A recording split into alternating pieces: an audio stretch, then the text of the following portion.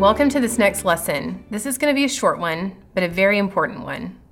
This is a brief lesson from the research of a guy named John Jantsch, who has a blog called Duct Tape Marketing. On his blog, he talks about the 7 things that you want your customer to do.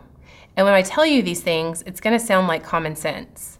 But what I want you to do is look at your business strategy and make sure that you have a marketing plan in place that prompts your customers to do each of these things. The first thing you want your customer to do is you want them to know who you are.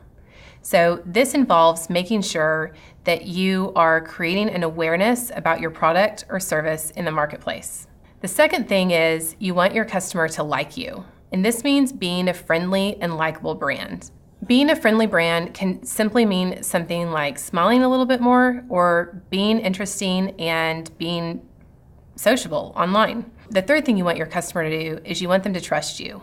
And in the last lesson, we talked about different things that you can do to create connection with your audience in order to grow your trust factor with them. The fourth thing you want your customer to do is you want them to try your product or your service out. And this is where the email opt-in can be a huge help as well. For example, on Day Designer, we allow people to try a free daily download sheet, and that's allowing them to experience the Day Designer product before they buy. The fifth thing you want your customers to do is buy.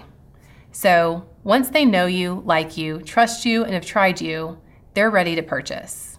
Now, it can be a little bit sleazy if you skip all those first steps and just try to push someone to purchase. So make sure that you are building that trust and connection with your customer before you're asking them to purchase from you. The sixth thing you want your customer to do is you want them to refer you to friends and family or colleagues that might also be interested in buying your product or service. And the easiest way to get your customers to refer you to someone else is simply to ask for it.